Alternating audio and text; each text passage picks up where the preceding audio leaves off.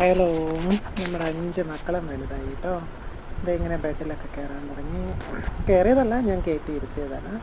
ഇത് അവരിങ്ങനെ നടക്കുന്നുണ്ട്. അതിൻ്റെ അമ്മ ഇങ്ങനെ താഴെ ഇവിടെ ശല്യമൊന്നും ഇല്ലാതെ ചുമ്മാ ഇങ്ങനെ കിടക്കും കേട്ടോ.